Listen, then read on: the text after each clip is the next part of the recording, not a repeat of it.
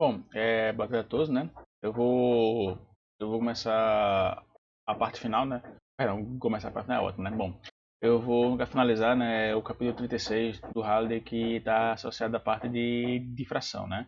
A gente vai ver a parte de parâmetros de difração quando você tem aberturas circulares, né?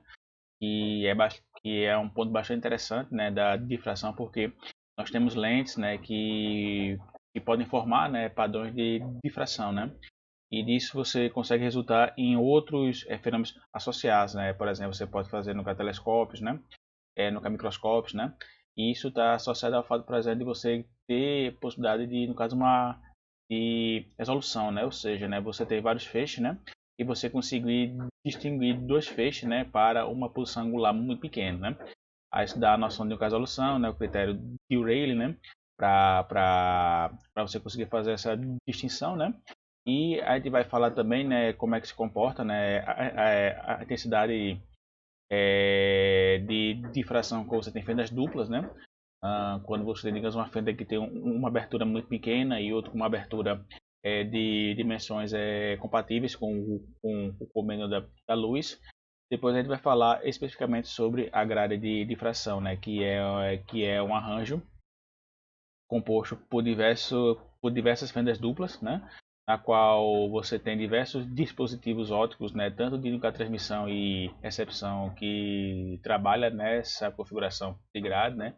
A gente pode citar deles o mais clássico que é o CD, né, o CD, o DVD, né, o dispositivo físico, né, que que faz a reprodução de músicas e filmes, né? Eles são grades de difração, né? E você consegue ter, né, uma maior capacidade de armazenamento devido a você ter uma maior quantidade de fendas duplas em um espaço cada vez mais reduzido, né? Então, a gente vai ver todos os parâmetros que estão associados a isso, como por exemplo, no caso, como é que você determina os pontos de máximo, como é que você determina a largura, né, da franja, a dispersão, resolução dessa franja, da franja que você tem em uma grade de difração, ok? Então vamos lá.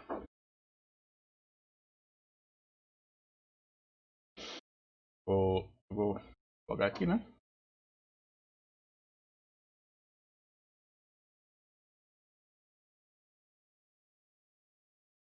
E difração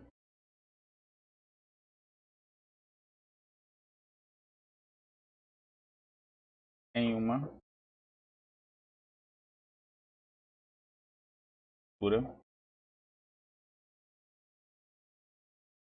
circular. Eu vou começar colocando aquela figura que eu coloquei na aula passada e colocar aqui. Aquela figura que eu coloquei na aula passada, essa difração, né, que foi utilizada, né, naquele experimento para você determinar o ponto claro de Fresnel, né, e foi construído a partir de uma esfera muito pequena, né, na qual dizer só para que eu consiga exemplificar, né, do que a gente está falando com relação a abertura circular, né. Como eu comentei, né, existem lentes que formam esses padrões de difração, né, telescópios e outros dispositivos que permitem que você consiga, no caso, enxergar objetos a distâncias muito grandes, e se baseiam a partir desses parâmetros de difração que ocorrem por causa de uma abertura circular, né? Ah, você tem aqui, matematicamente, o que é que você tem, né? Eu não vou demonstrar, né, essa equação, porque a demonstração é bastante extensa, né? Eu só vou indicar qual é a equação que você tem ah, de pontos, de mínimos, né? E que tá aqui associado, né, a essa minha abertura circular, né? E no caso a equação é o seno de θ. Vou apagar aqui.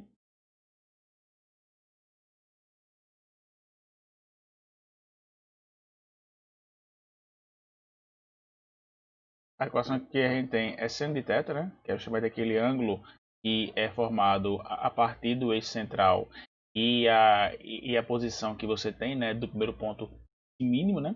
Ele vai ser igual a uma constante, que é 1,22, multiplicado pelo comprimento de onda, né? Dividido, né? Pelo diâmetro da minha abertura circular, né? Isso aqui é a equação para a gente determinar o nosso primeiro mínimo.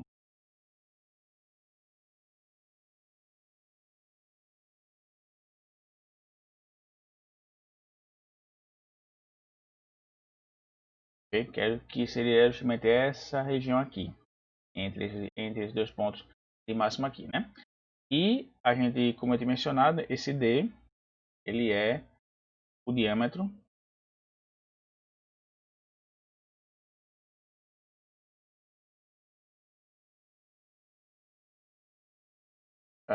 da abertura circular.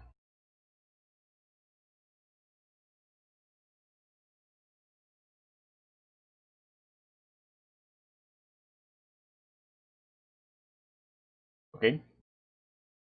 Quando a gente trabalha no caso, com fendas de abertura circular, a gente está interessado em também analisar a resolução.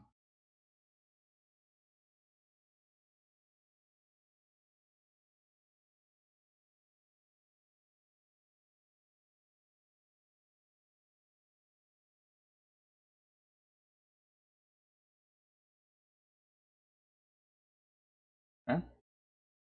E a resolução quer dizer o seguinte, né? O fato é de que você tem, no caso, imagens, né, que elas são produzidas por lentes, né? Elas formam essas figuras de difração, né? E é interessante você conseguir resolver, que no caso aqui em ótica, resolver é sinônimo de distinguir, ok? Dois objetos pontuais cuja a sua separação angular é muito pequena, né? Se você não tiver uma separação adequada, né, você não consegue distinguir esses dois objetos, certo? Então, no caso, existe um ângulo mínimo que nunca permita que ocorra essa distinção, né? Então, eu vou colocar aqui esse textinho sobre resolução, né? O fato de que as imagens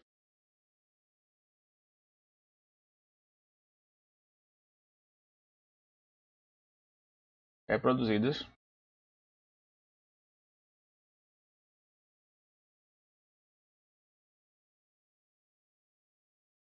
por lentes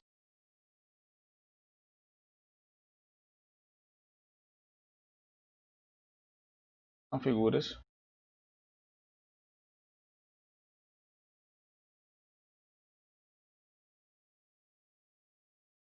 de difração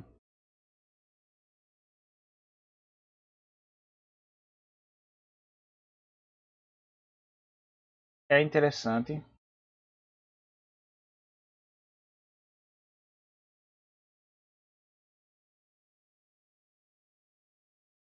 resolver. É uma coisa de distinguir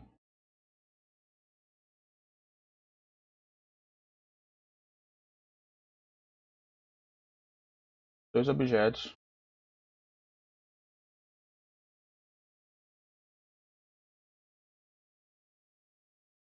pontuais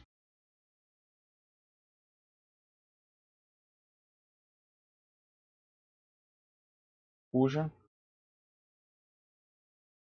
a separação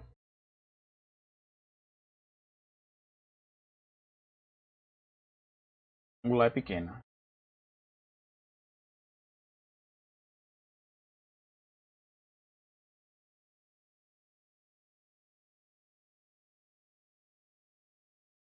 Bom, para a gente exemplificar, deixa eu colocar a seguinte figura, né? Aqui. A maioria-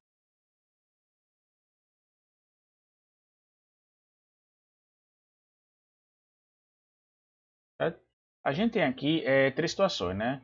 A, B e C, né? Que é A,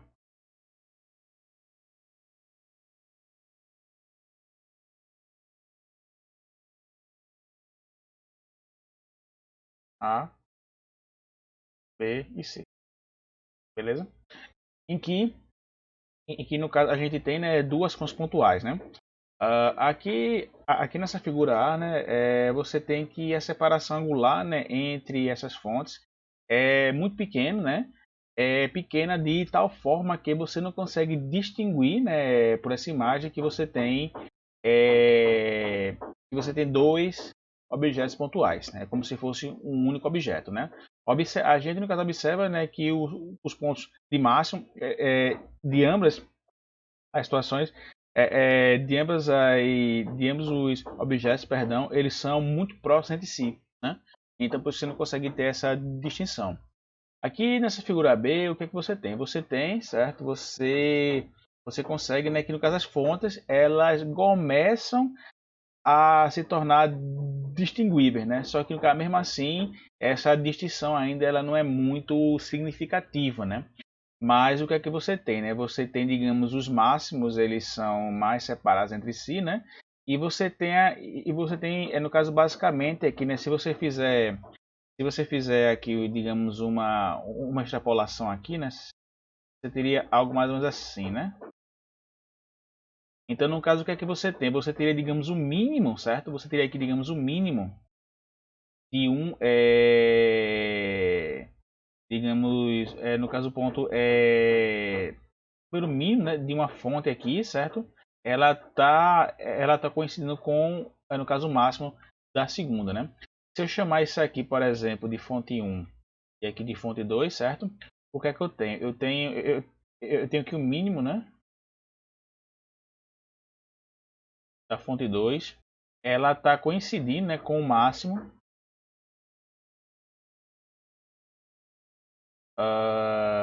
da fonte um, né?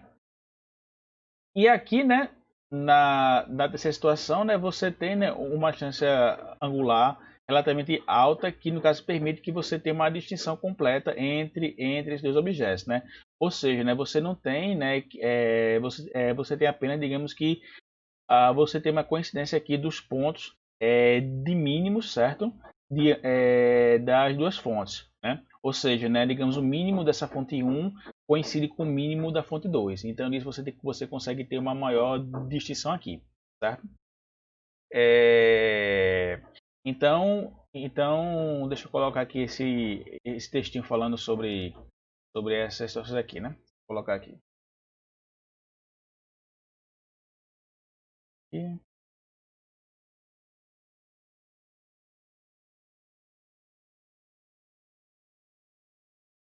ou seja, né? Na figura A, o que é que eu vou ter? Eu vou ter aqui a separação angular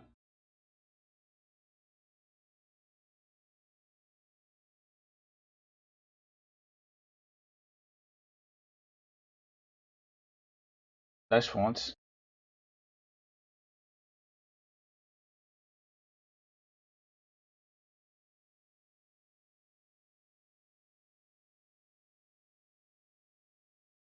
Das fontes. É pequena demais.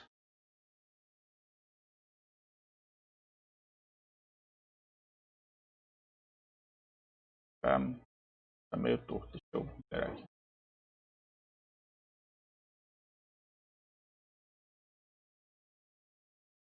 Vou colocar assim, em A. A. Separação angular das fontes.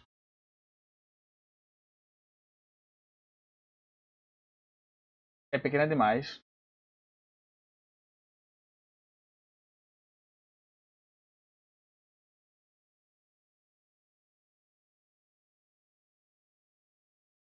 para que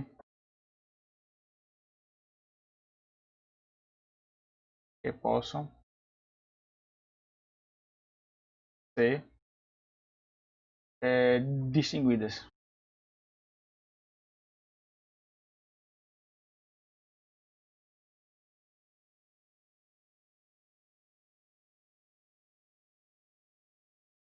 Né? Em B, as fontes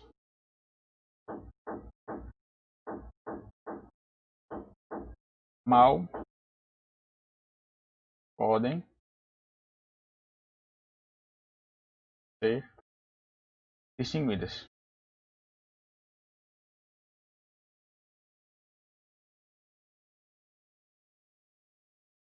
né? Em C,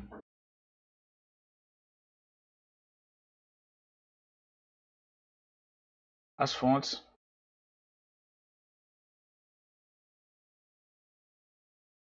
são totalmente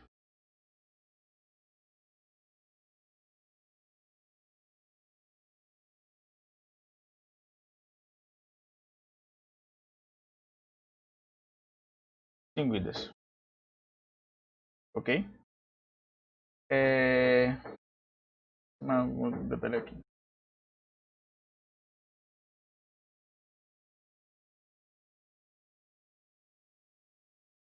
Assim, e também tem aquele detalhe que eu tinha mencionado, né, que no caso, apesar das fontes aqui, ela mal conseguirem ser distinguidas, né, você tem a situação de que o máximo, né, de uma fonte coincide com o mínimo da outra, né?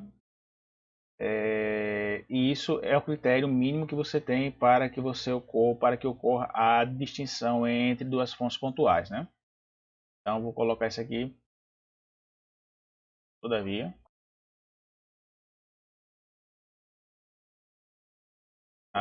em B, né? A separação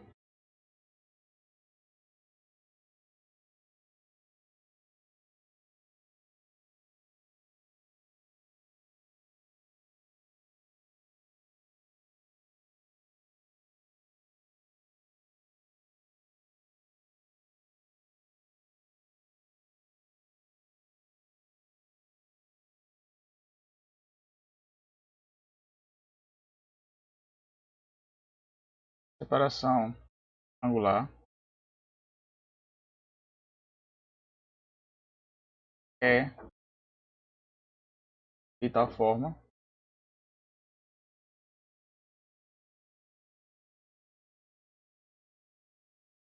que o máximo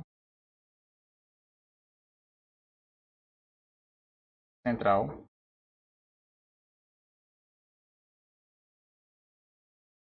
de uma fonte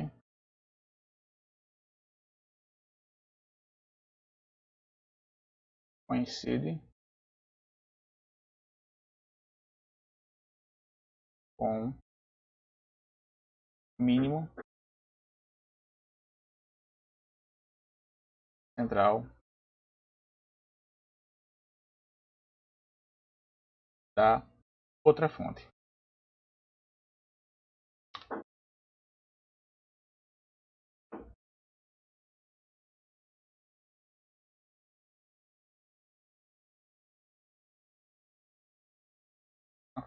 Tá? Da outra fonte, né? Então, essa situação, ela é conhecida como critério de Rayleigh, né? E ela está associada à mínima separação angular que você tem que ter entre duas fontes para que você tenha uma resolução mínima adequável, né? Ou seja, né, no caso a partir daí, né, em que você tem que o máximo central de uma fonte coincide com o mínimo central da outra, quando você tem a situação, então no caso você começa a ter uma distinção entre essas fontes, certo? Ah, vou colocar aqui esta situação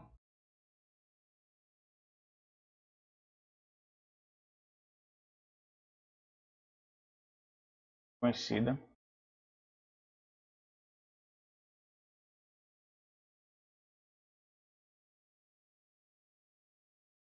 como critério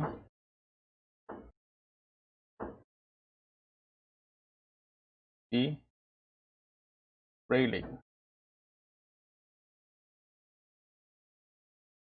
né? E esse critério é o seguinte, né? Você tem aqui, né, a nossa equação para você determinar o número mínimo, né, de uma abertura circular, né, que é seno de θ, comprimento de onda, diâmetro, né? Então, né, esse ângulo aqui, né, esse ângulo de Rayleigh, né, que é o ângulo mínimo, né, ele vai ser quem? Ele vai ser o arcosseno, né, de 1,22 comprimento de onda dividido por D, certo? Só que como esse ângulo aqui, em geral, ele é muito menor do que 1, né? Ou seja, deixa eu botar aqui do lado, né? Para ficar melhor. Como esse ângulo, em geral, ele é muito menor do que 1 radiano, né? Ou seja, isso aqui é muito menor do que 1 radiano, tá? O que é que você tem? Você tem que o ângulo, né? Esse ângulo do critério de Rayleigh, ele vai ser, ou seja, né? No caso, esse ângulo que é dado por um arcosseno vai ser praticamente igual ao próprio argumento. Então, esse ângulo aqui vai ser 1,22 lambda dividido por D.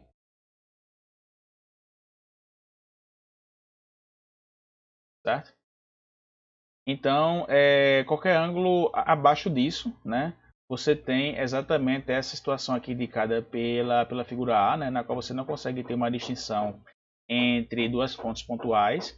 Quando você tem uma separação angular igual ao dado pelo critério de Rayleigh, você tem que o máximo central de uma fonte coincide com o mínimo da outra, e para ângulos superiores ao critério de Rayleigh você tem essa situação C aqui, né? E só lembrando, né, que isso aqui está associado ao primeiro mínimo, né? Se vocês conseguirem observar, né, esse aqui seria como se fosse o máximo central e aqui é o máximo secundário, né? Então, assim, né, para você conseguir distinguir, né, a existência dessas duas fontes aqui que estão associadas ao parâmetro de difração, né, eu preciso conseguir visualizar, eu preciso, melhor, eu preciso, no caso, conseguir, no caso, enxergar esse primeiro mínimo, né? Então, é somente isso que se trata do critério de Rayleigh, ok? O Halliday ele comenta, né? Ele bota uma figura, né? De um quadro que eu acho interessante a gente comentar, e utiliza uma técnica de pintura chamada pontilhismo, né? Só dizer aqui, em que o interessante dessa técnica é que você tem, no caso, o quadro formado a partir de vários pontos, né?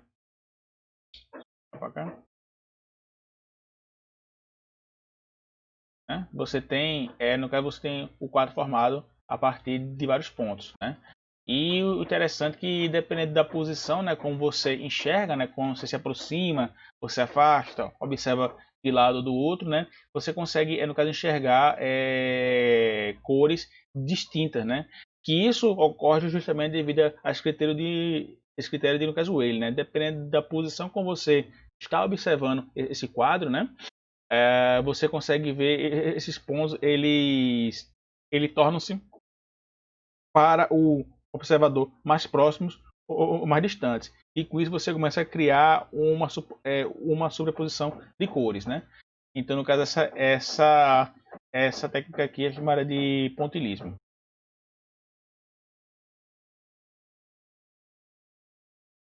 Ok? Bom, outro assunto relevante quando a gente está trabalhando com difração é quando a gente quer analisar a difração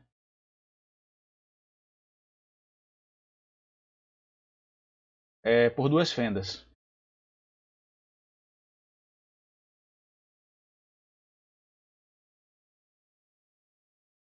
Uh, que para analisar isso aqui, a gente vai considerar três casos. O primeiro caso, a gente vai considerar de que a gente tem, né, a gente vai analisar um gráfico de interferência, considerando de que a gente tem duas fendas cujas suas dimensões são muito menores do que o comprimento de onda. A gente vai considerar o caso de que a gente tem, né, o tamanho, melhor, o comprimento dessa abertura proporcional ao comprimento de onda, e a gente vai analisar a situação intermediária, de que no caso você tem no caso uma fenda com uma abertura muito pequena e uma outra fenda que tem uma outra abertura com dimensões apreciáveis em relação ao comprimento de onda do raio luminoso, né? Então, vou colocar essas figuras aqui, né? Essa primeira figura aqui, né? O que é que você tem, né?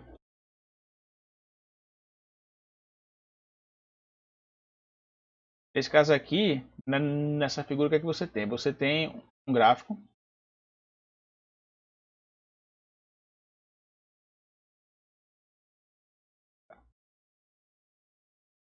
Eu vou botar aqui embaixo melhor. Tem um gráfico de referência,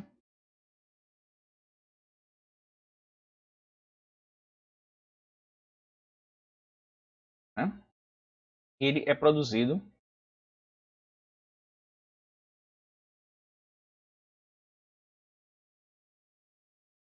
por duas fendas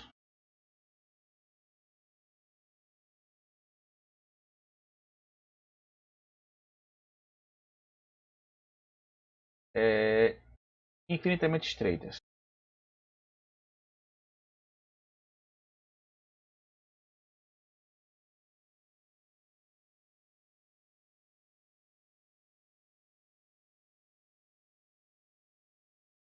Né? Ou seja, né, você tem que a dimensão, né, dessa fenda vai ser muito melhor do que o comprimento de onda. E qual é a principal característica que você tem nesse comportamento? Né? A gente observa que todas as franjas claras possuem a mesma intensidade. Né? Ou seja, né, a largura delas é tão fina, certo, que você tem apenas esses pontos de intensidade relativa praticamente iguais. Então, como principal característica que você tem é que todas as franjas claras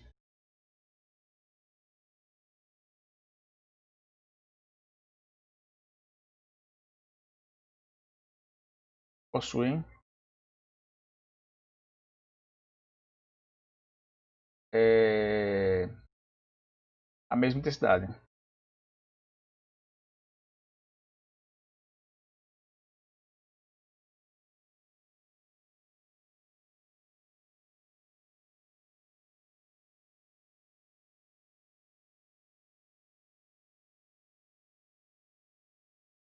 Okay? A outra figura que eu vou colocar é como eu tinha mencionado, né? A gente vai analisar o padrão de interferência quando você tem duas franjas, ou melhor, perdão, quando você tem apenas uma fenda isolada, né, com dimensões apreciáveis, né? Que é basicamente aquilo que a gente vem analisando desde então, né? Deixa eu colocar aqui. Essa figura aqui.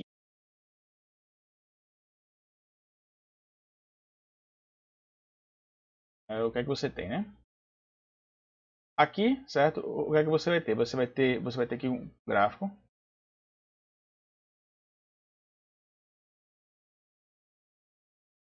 de fração, gráfico de figura de fração. Deixa eu botar aqui do lado, né? Fica melhor, né?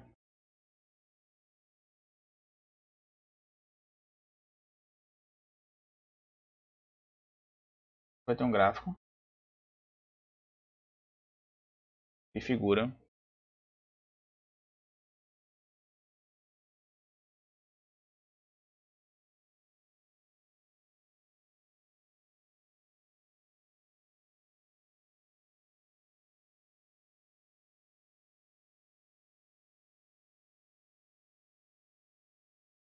Figura de difração, né?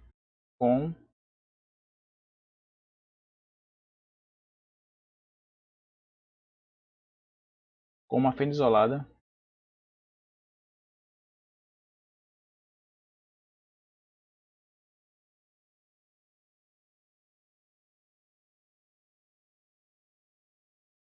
Por exemplo, que a razão que você tem entre a fenda e o comprimento de onda vai ser igual a 5, por exemplo. Né? Aí o que é que você consegue observar aqui nessa figura? Né? Você vai ter, certo, um máximo central, localizado no ângulo igual a zero, né? E você vai ter aqui, digamos, os segundos máximos secundários localizados, por exemplo, aqui em mais ou menos 15. Né?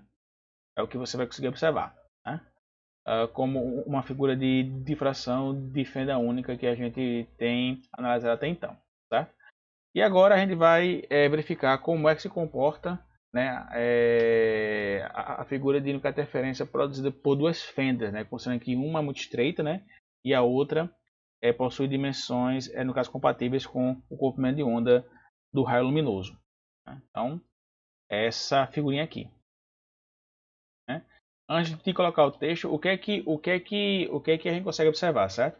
A gente consegue observar que a gente tem como se fosse uma modulação, né? Ou seja, né, você tem que o parâmetro de difração ele funciona como uma portadora para poder, no caso, transmitir o meu parâmetro de interferência, né? Ou seja, é como se fosse uma fotografia, né, dessas duas figuras. E a sua intensidade, a gente pode supor, né, que trata-se de um produto dessa intensidade, né, formada a partir dessas figuras de interferência com a intensidade formada a partir dessa figura de difração, né?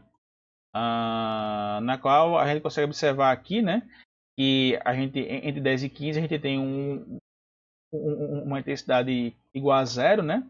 Que a gente não, no caso, observa aqui nesse parâmetro, mas isso ocorre basicamente devido às, às franjas escuras que surgem a partir da figura de difração, ok? Então você tem isso aqui, né?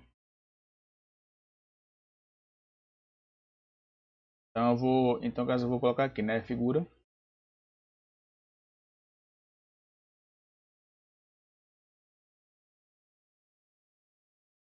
a figura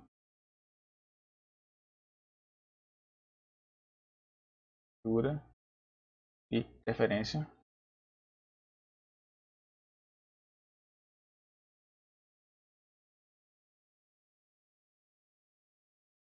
figura de referência produzida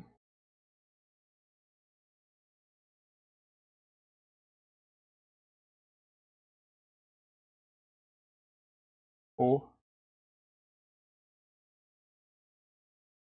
duas fendas, né? E aí a gente vai verificar a intensidade, né, associada a isso, né? Ah, eu vou dizer que a intensidade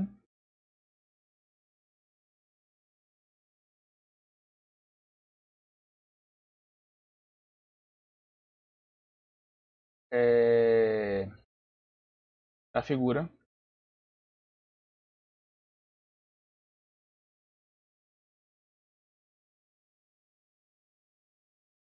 de referência produzida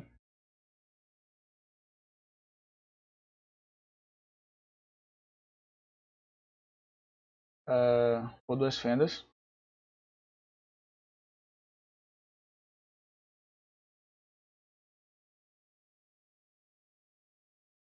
é dada pela seguinte equação. A minha intensidade, que vai depender do ângulo, né, desse ângulo θ, né, que é o ângulo de separação entre os raios luminosos, né, vai ser igual a um valor máximo, que esse valor máximo ele é determinado justamente pela minha figura de difração, multiplicado pelo fator de interferência, que é um termo cosseno ao quadrado de beta, multiplicado pelo parâmetro de difração que a gente viu na aula passada, que vai ser seno de alfa sobre alfa ao quadrado, né? Em que esse meu ângulo beta ele vai ser igual a 2πd dividido pelo comprimento de onda, seno de θ, e o alfa ele vai ser igual a π a dividido pelo comprimento de onda, seno de θ, né? Em que você tem que D, onde o D ele vai representar a distância entre os centros das duas fendas, né? E A é a largura de cada fenda, né? Então D ele vai ser a distância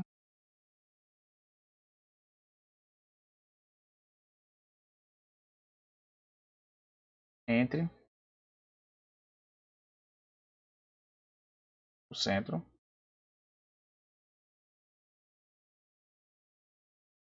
das duas fendas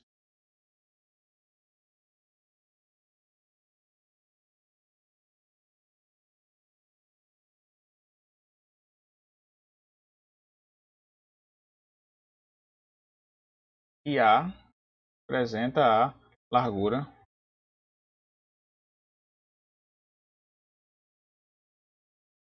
da fenda. A gente admite que as fendas possuem a mesma dimensão, né? Isso aí é interessante do ponto de vista prático, porque a gente vai ver a parte de grade de difração, que ela é constituída basicamente de vários conjuntos de duplas fendas, né? E elas têm o mesmo tamanho. Então assim, do ponto de vista prático é interessante que a largura de cada fenda elas têm que ser iguais entre si, tá?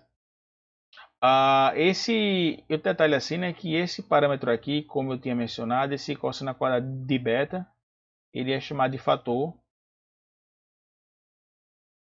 de interferência.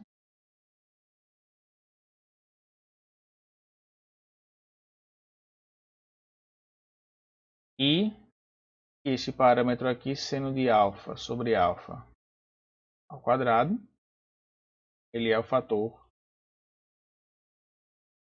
de difração.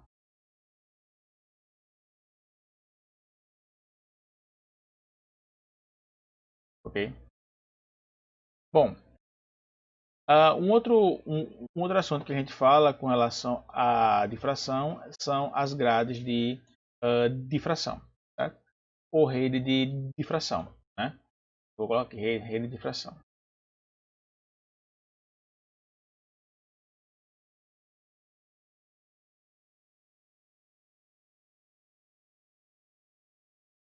Né? Que basicamente é o seguinte, uma rede de difração ele é um arranjo, né, que você tem de fendas duplas, só que esse arranjo é constituído por uma quantidade enorme de fendas duplas, ou seja, basicamente você vai ter milhares de fendas por milímetro de estrutura, né? E como eu comentei, né, temos diversos dispositivos ópticos, tanto de transmissão como de recepção, que são construídos a partir de redes de difração. Temos o CD, temos, por exemplo, o laser, né, de que você tem uma cavidade ressonante, né, que é uma cavidade de Fourier, né, e dentro dessa cavidade de Fourier existe uma categoria de lasers de uso chamada de lasers DFB, que é chamado de lasers de distribuição realimentada, né?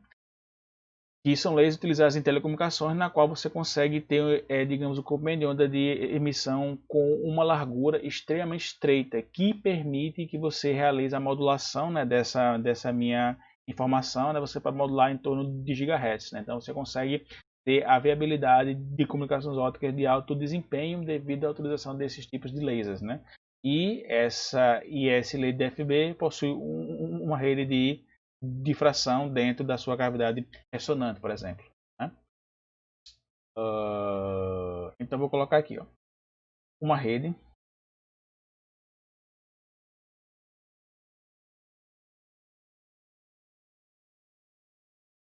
de difração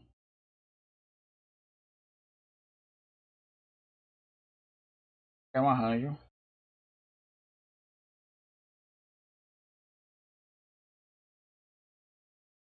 semelhante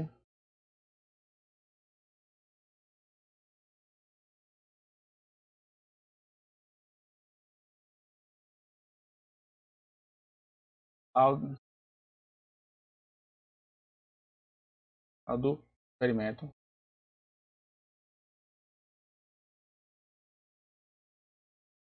de fenda dupla.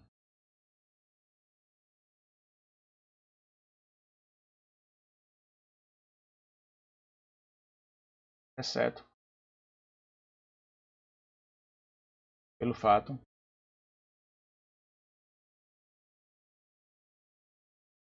de que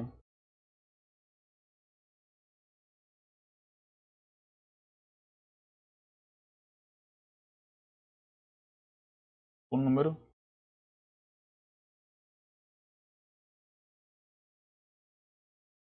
de fendas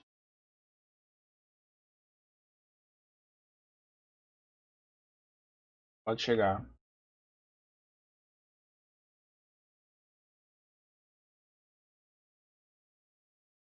a milhares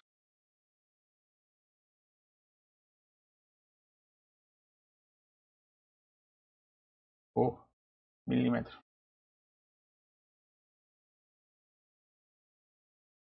Vou colocar aqui essa figura de um exemplo hipotético essa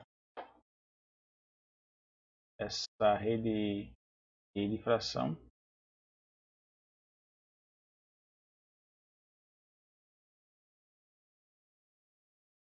Vou colocar também aqui outra figurinha aqui, ó.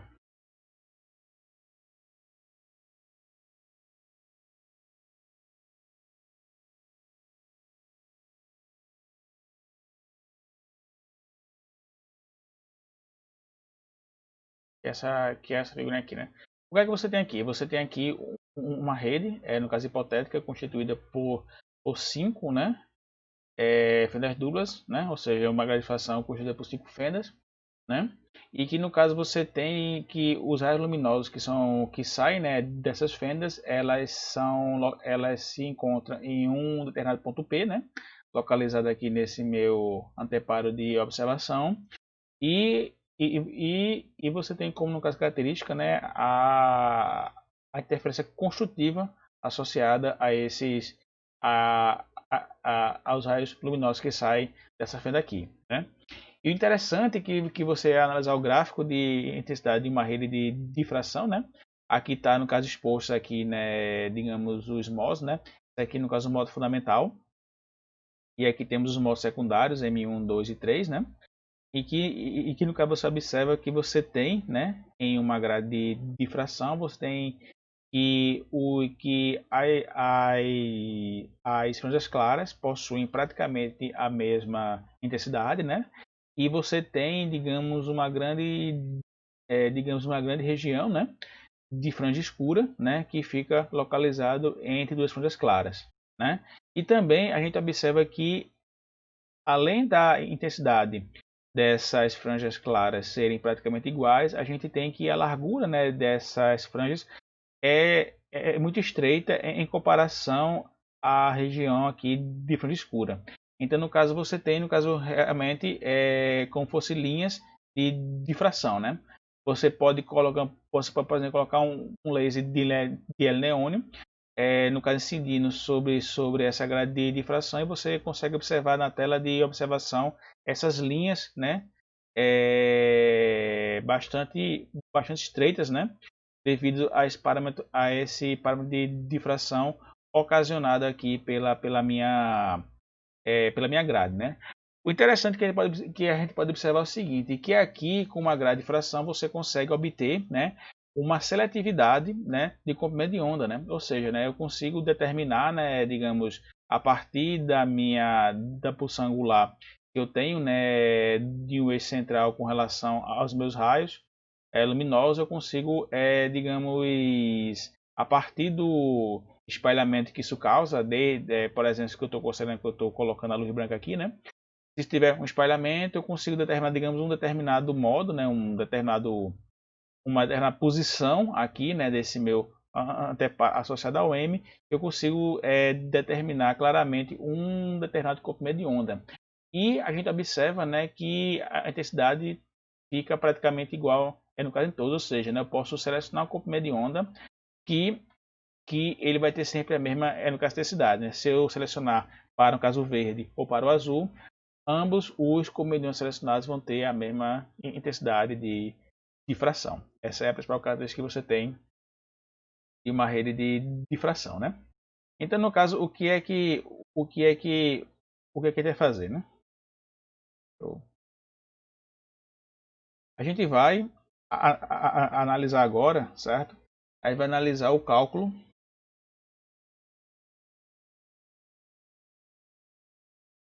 da distância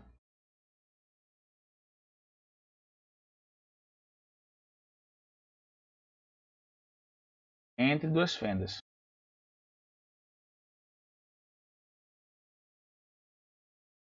E é justamente determinar esse parâmetro de aqui, né? Que a gente viu esse parâmetro quando a gente mencionou sobre a intensidade, né? Que você tem, né? De luz de uma fenda dupla, né? A qual a gente calculou, né? A difração por duas fendas, né? Melhor, a gente não calculou não, perdão. A gente determinou a equação e no caso da intensidade de duas fendas e um dos parâmetros que você tem que está associado ao parâmetro de, no caso, interferência é a distância entre o centro de duas fendas. Então a gente vai calcular essa distância, né, em uma rede de difração, né?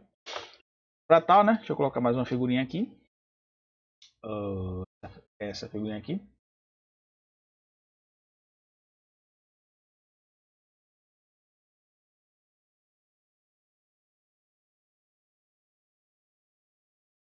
O que é que você tem, né? Você tem aqui essa minha distância D, né?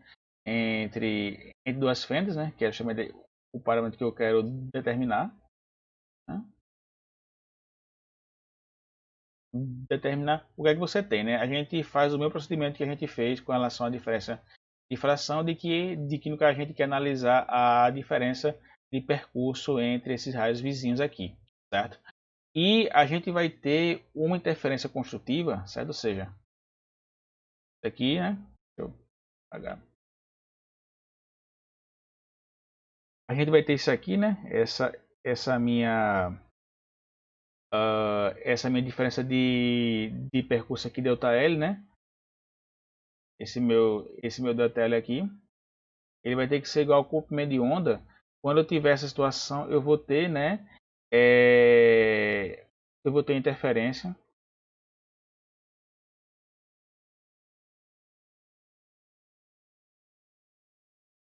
construtiva. Se essa diferença ela for a metade do comprimento de onda, eu vou ter uma interferência destrutiva, né? Como a gente viu na aula passada com relação à obtenção, né, dos pontos da localização das franjas de mínimo, né, na difração. E no caso, além disso, a gente tem aquelas considerações que a gente já viu antes, né, na qual a gente considera que a distância entre a minha grade e esse meu anteparo de observação tem que ser muito superior a essa minha distância de aqui, né, para que esses raios eles sejam praticamente paralelos, né. Aí você tem aquele triângulo retângulo, né, que a gente já está acostumado a ver. Então, né, diante de tudo isso aqui, né, a gente consegue observar o que, né? A gente consegue observar, né, que o seno de θ vai ser quem, né? Vai ser o comprimento de onda, né? O comprimento de onda multiplicado pela minha distância, né? Então, eu vou ter d seno de θ, né? Multiplicado pelo comprimento de onda, né? E, no caso geral, o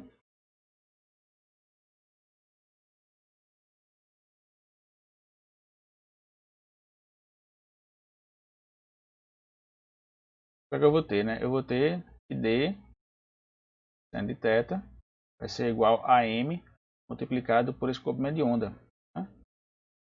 Em que no caso você tem que m, né?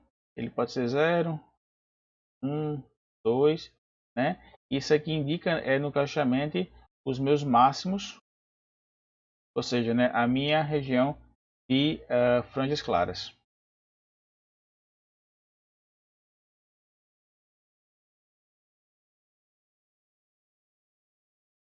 Beleza? Bom, O detalhe que a gente viu aqui, né? A gente viu aqui como é que você como você localiza essa distância que você tem entre fendas, né? Que são parâmetro de projeto, né? Ou seja, se você quer que uma determinada grade de difração na qual você incida uma luz monocromática, né? De um laser, por exemplo, né? Você tenha um determinado padrão aqui de difração, né?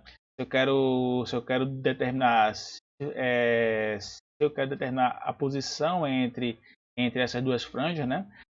Por que eu quero fazer isso, né? Por exemplo, em termos de difração, isso está associado ao fato de que, por exemplo, eu consigo distinguir, né? Daqui, né? Já que eu tenho uma região de no caso escuro bem maior em comparação a essas duas regiões claras, né? Eu consigo, por exemplo, distinguir uma informação. Se a gente, se eu falo normalmente do CD, DVD, Blu-ray, né? Para que no caso eu tenha para que eu tenha, digamos, um bit válido, né? Eu tenho, digamos que essa franja tem que ter informação de no caso um bit e isso aqui tem que ter informação de no caso outro bit. Então no caso eu tenho, né, uma quantidade de bits, né, associado ao tamanho, né, ao melhor, eu vou ter uma quantidade de bits associada à quantidade de fendas duplas que eu vou ter na minha grade de difração, né? Então, no caso, a diferença básica de um CD, de um DVD, de um Blu-ray é que no DVD, é que no Blu-ray você consegue ter uma quantidade de grade de difração bem maior em comparação ao DVD e infinitamente maior do que no CD. Então, no caso, o primeiro passo para esse projeto é você saber dimensionar essa distância entre essas duas fendas, né? Um outro parâmetro que torna válido isso que eu falei aqui é a gente saber exatamente qual é a largura dessa linha, né? Ou seja, a largura de cada linha que você tem, né? Que está associado ao parâmetro de difração da minha rede de difração, né? Então, vou colocar aqui, largura de linha.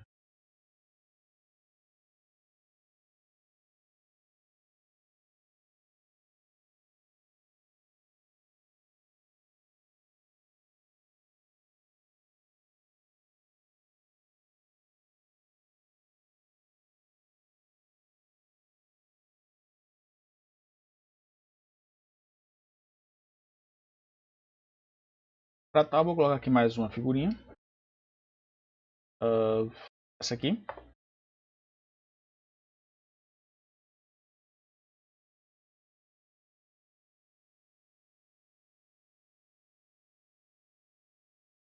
O que é que você tem, né? Eu peguei, né, uma dessas linhas aqui, sabe, de nucleaticidade, eu dei um zoom e eu tenho isso aqui, né?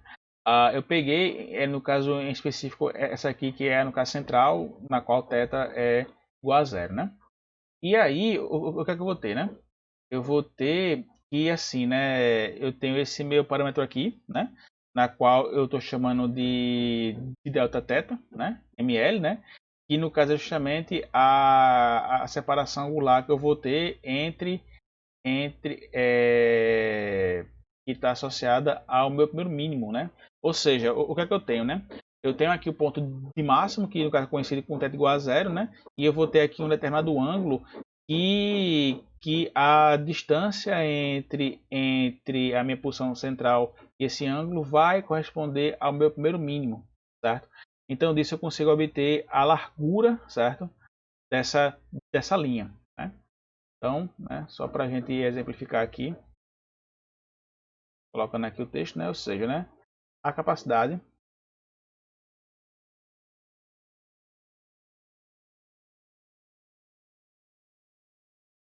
de uma rede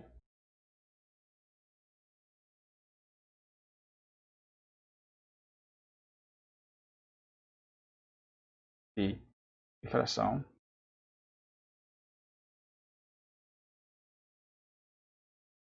resolver, e é uma coisa que eu mencionei que é separar linhas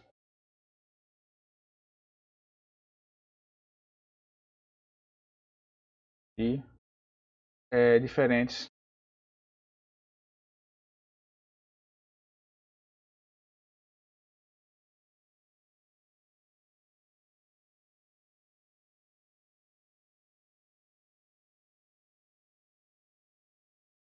para as comprimentos de onda. Depende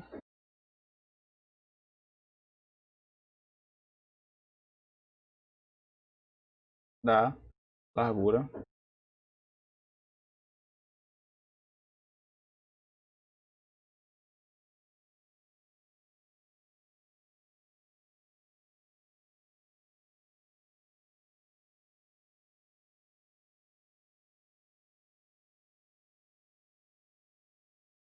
largura da linha, né?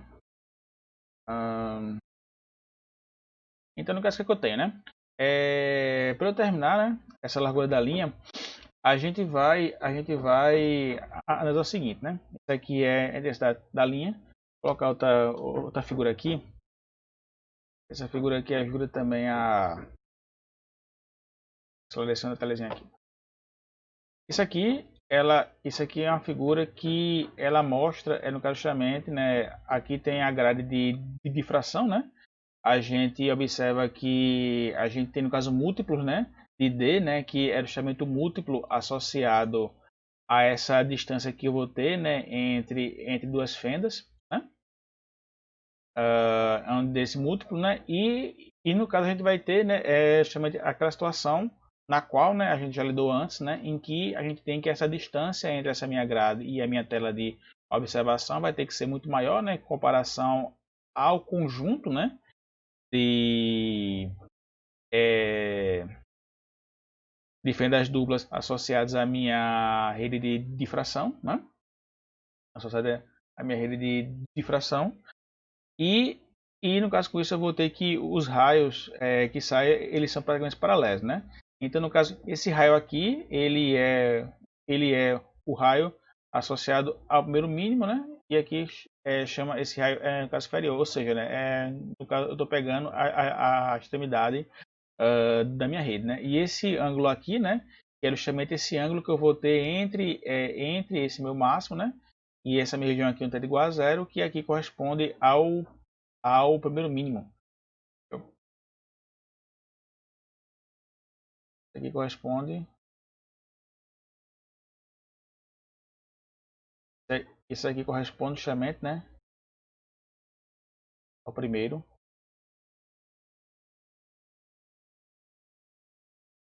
mínimo. Né? Então, no caso, o que é que eu vou ter, né? Eu vou ter, novamente, esse triângulo que já é bastante conhecido pela gente, né? Então, esse seno de θ, ml, vai ser igual a quem? Vai ser igual a essa diferença de percurso, né? Isso aqui vai ser igual a lambda, certo? Lambda dividido por essa hipotenusa que vai ser ND, certo?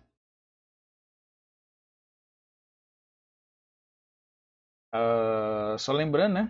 Que esse meu ângulo aqui, θml, ele é o ângulo entre o centro da linha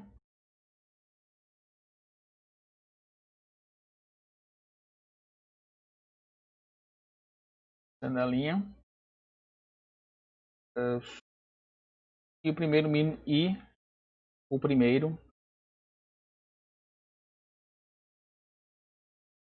mínimo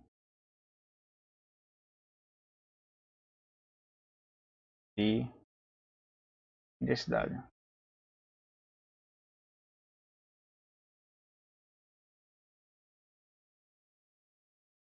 Ok? Então, eu vou ter isso aqui, né? E a gente sabe, né? Só vou escrever ele aqui novamente. Na verdade é delta L, delta θ, né? Escrever correto. Deixa eu escrever aqui, né? Completinho. E fica sendo de delta θ ml igual a lambda, né? ND, né? E a gente sabe, né, que esse ângulo θ aqui, né, delta θ ml, isso aqui vai ser muito menor do que 1, né? Radiano. Então, o que é que eu vou ter, né? Eu vou ter que o seno desse ângulo vai ser praticamente o ângulo, que vai ser companhia de onda ND. Mais uma vez, esse ângulo aqui ele está relacionado à meia altura.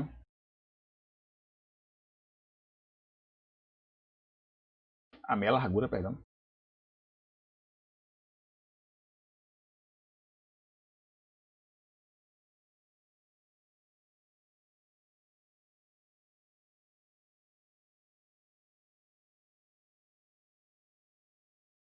Da linha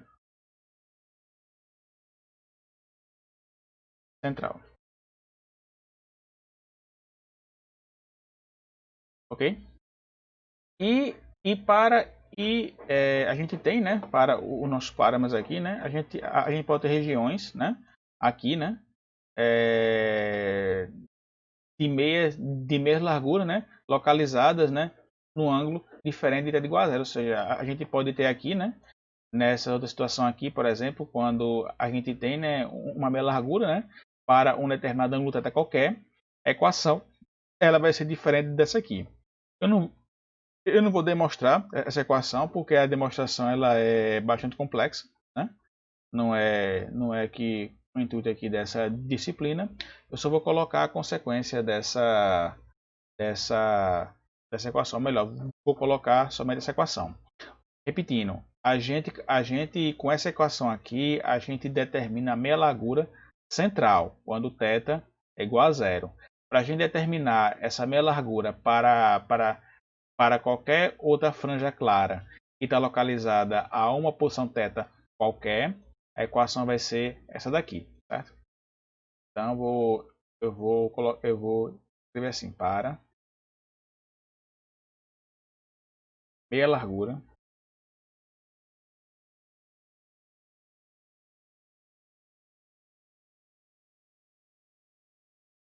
das outras linhas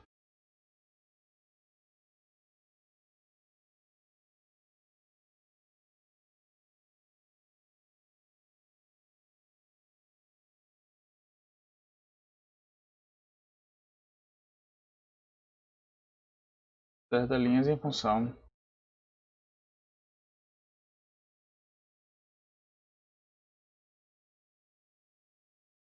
da posição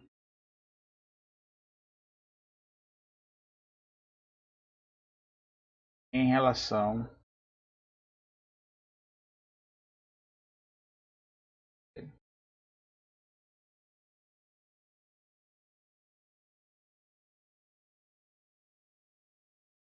ao eixo central.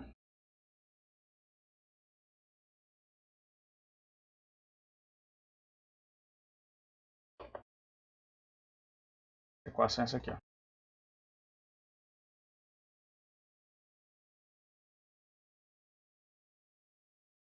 Delta θml vai ser igual a lambda dividido por nd cosseno desse θ, né? Ou seja, quando o θ é igual a zero, a gente atinge exatamente a equação anterior, né? Então, meia largura em θ. Tranquilo? Bom, aí para a gente finalizar essa parte de rede de difração, a gente tem que falar sobre a dispersão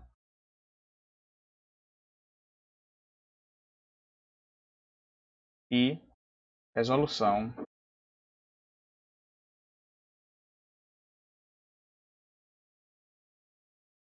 da rede de difração.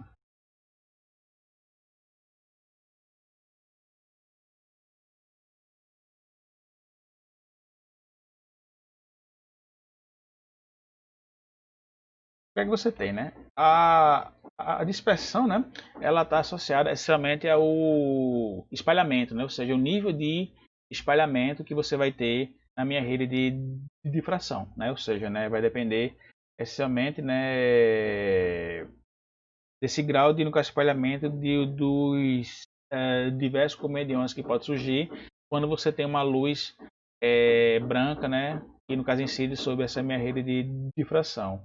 E a resolução ela está associada essencialmente ao fato daquilo que a gente viu anteriormente com o critério de Rayleigh, né? Ou seja, né, se você consegue ter a distinção, né? Se você consegue ter a distinção entre esses começos de onda, né? Você consegue ter essa distinção se a largura que você tem desses começos de onda são pequenos o suficientes que permita que você consiga ter essa distinção, certo? Então vamos lá. Eu vou colocar assim: uma rede de fração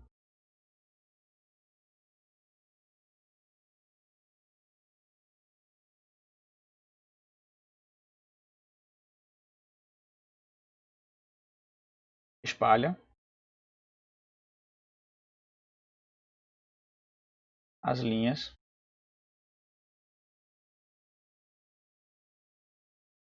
associadas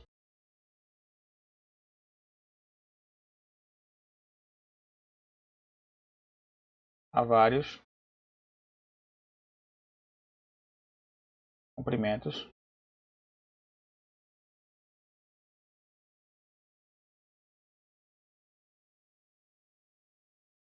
de onda.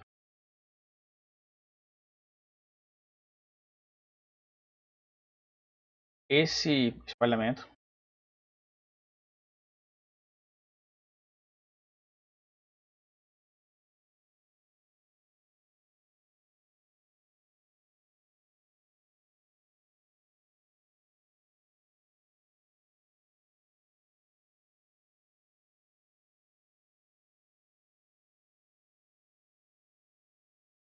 espalhamento conhecido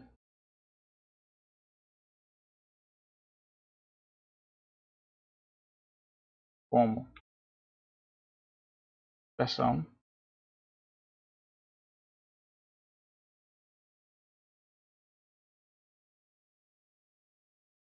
é definido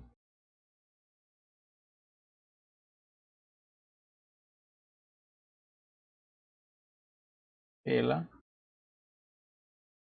seguinte equação.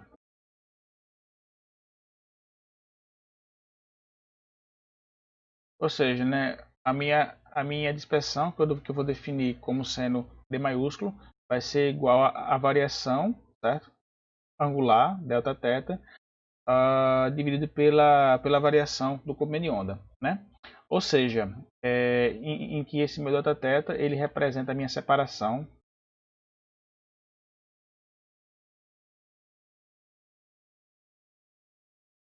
entre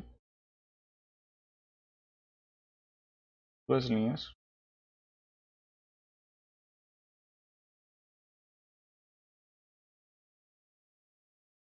cujos os comprimentos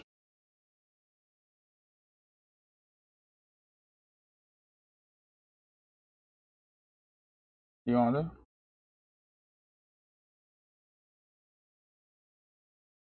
diferem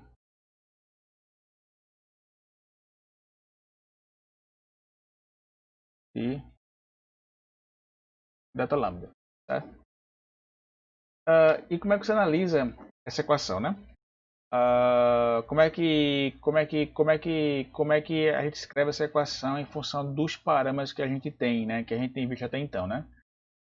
O que é que você tem, né? A gente viu, né? Que a posição, né? Entre as linhas, né? Na figura de difração, né? É dada exatamente por essa equação aqui, né? Ou seja, né, no caso a posição, né, que eu vou ter entre a figura de difração na rede é justamente essa minha. A gente determina a partir do cálculo da distância entre essas duas fendas. Então, o que é que a gente tem? A gente tem D, né? Seno de θ é igual a m lambda, né? Se eu for escrever, né, se eu for escrever tanto esse ângulo como esse comprimento de onda em termos diferenciais, o que é que eu vou ter, né?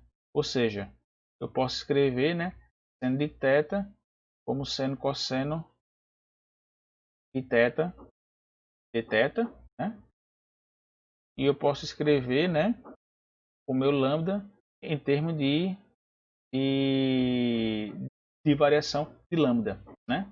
Então, no caso, o que é que eu vou ter, né? Porque isso aqui é uma função, ou seja, eu estou, no caso, escrevendo tanto o ângulo como o comprimento de onda, no caso, em função dessas variações. Então, no que é que eu vou ter? Vou ter d, certo? Cosseno de θ de θ igual, né, a m de lambda, certo? E aí, se eu for escrever isso aqui em termos dessas, se eu for escrever em termos de delta, né, o que é que eu vou ter? Vou ter d cosseno de θ, delta θ, igual a minha constante m, delta, delta lambda, né? Então, no caso, a minha dispersão, certo?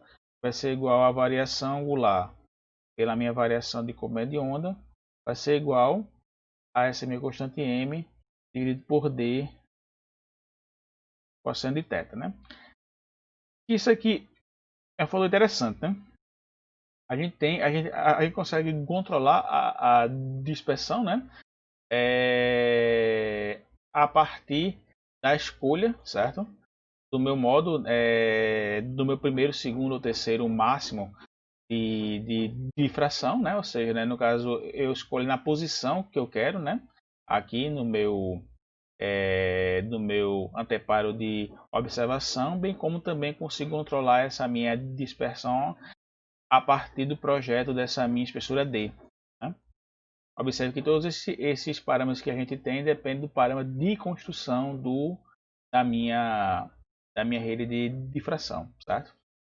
E a resolução, certo? Eu vou escrever da seguinte forma, né, aqui, né?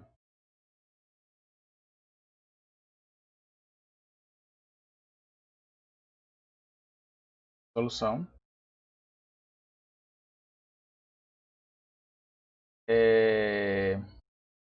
para que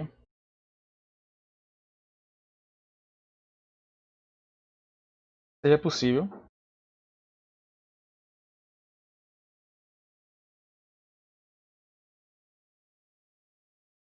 resolver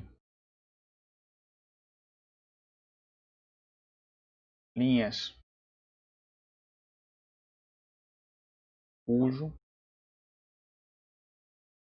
o comprimento de onda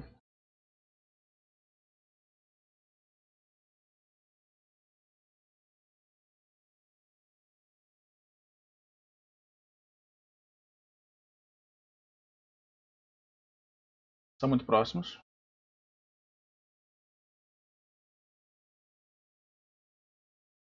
os comprimentos de onda são muito próximos,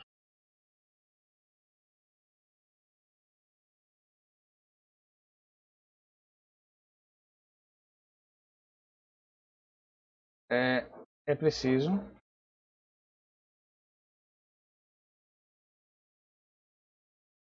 que as linhas sejam suficientemente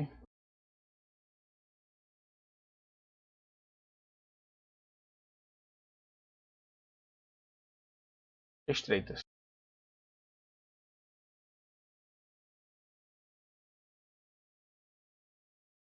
ou seja, a rede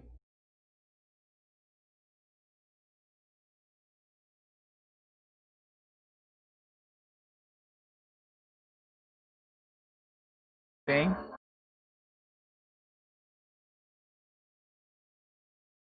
que ter alta resolução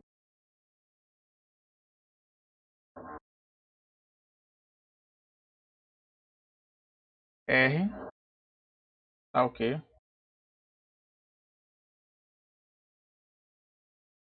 Esse R ele vai ser pela variação de comprimento de onda médio,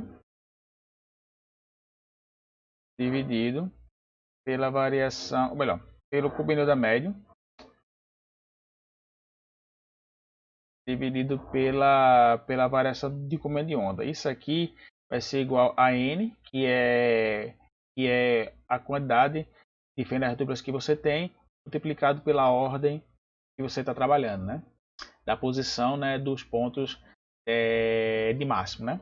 E como é que você chega nessa equação, né? Basta a gente utilizar, né, para chegar nessa minha resolução, eu tenho que analisar justamente, né, essa minha variação angular, né, da largura média, né, da minha franja, né? Porque o que acontece, né?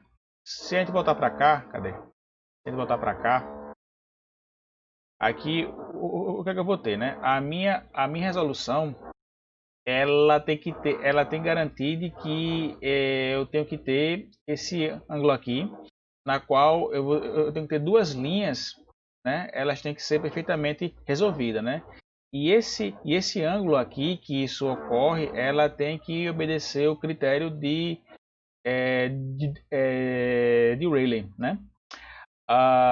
Resumidamente falando, né? Só deixa eu voltar aqui a primeira figura aqui, tá?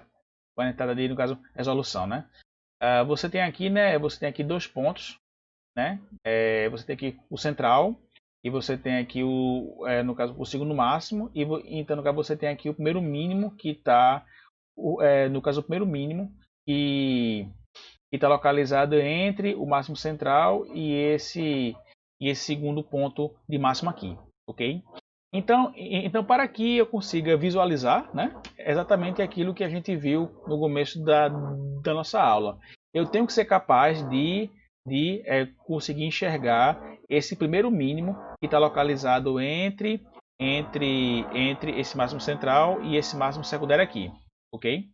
E isso ocorre exatamente, né, quando a gente determina essa variação angular aqui, Δθ, que é a largura entre o centro da linha, que é o primeiro máximo, e o primeiro mínimo de intensidade, né? Então é exatamente essa equação que a gente vai utilizar, ok? A gente viu, né, que para uma posição angular qualquer, a gente vai ter quem? Vai ter lambda dividido por nd cosseno de θ, certo? Cosseno de θ.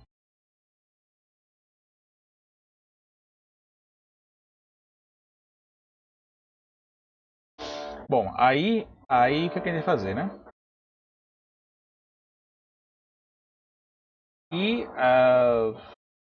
E a gente viu, né? Aqui, né?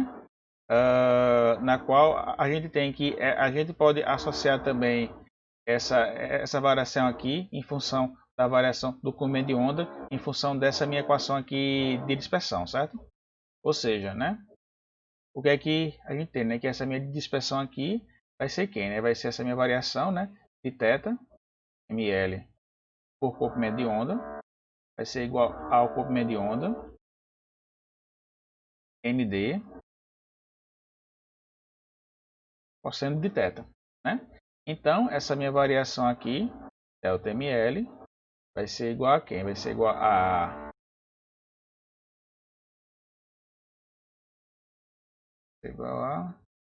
aqui é M, né? A M, né? Então, no caso, meu tela aqui vai ser quem? Vai ser M delta lambda d cosseno de θ, né? Tranquilo? Isso aqui vai ser igual a quem, né? Lambda n d cosseno de θ. Então, θ aqui. Essa distância de separação aqui também se cancela com essa, né? Aí vou ter o que? M delta lambda igual a lambda dividido por N. Então, eu vou ter que o comprimento de onda dividido pela variação de comprimento de onda vai ser igual a quem? Vai ser igual a N multiplicado por M, que é justamente igual a minha resolução, né? Aí o que é que a gente observa, né? Para a gente garantir, né, resolução, ela depende essencialmente ah, da quantidade de fendas duplas que você tem, né? E da posição, no caso angular, que você trabalha. E isso está associado diretamente, né? Aquilo que eu tinha comentado com relação ao CD, né? E ao DVD, né? Porque aqui, né? Se esse N para um Blu-ray, por exemplo, esse N ele é maior do que o DVD. Consequentemente, eu consigo ter uma maior resolução, porque eu tenho uma quantidade maior de grade de difração e com isso eu consigo ter uma distinção, né? Uma distinção maior entre os comandos de onda e, consequentemente, cada uma dessa distinção correspondendo a uma, no caso, informação, consigo ter uma informação muito maior em comparação ao DVD, em comparação ao CD. Então, no caso, a gente observa que todos os parâmetros de construção eles estão associados, né, aos parâmetros no caso, dispersão, resolução, né? Consequentemente, isso também, no caso, impacta, né? Por exemplo, na distância que eu vou ter, né? Na distância que eu vou ter entre as minhas fendas duplas, né? E também na quantidade de fendas duplas que eu tenho que ter para fazer o meu dispositivo associado à minha rede de difração, né? Bom, aí com isso finalizo o capítulo 36, certo? Eu vou colocar todas as aulas hoje, né? E na próxima aula a gente vai começar a ver a outra fronteira, né? É da física que é associada à relatividade. Então, a gente se vê na próxima aula.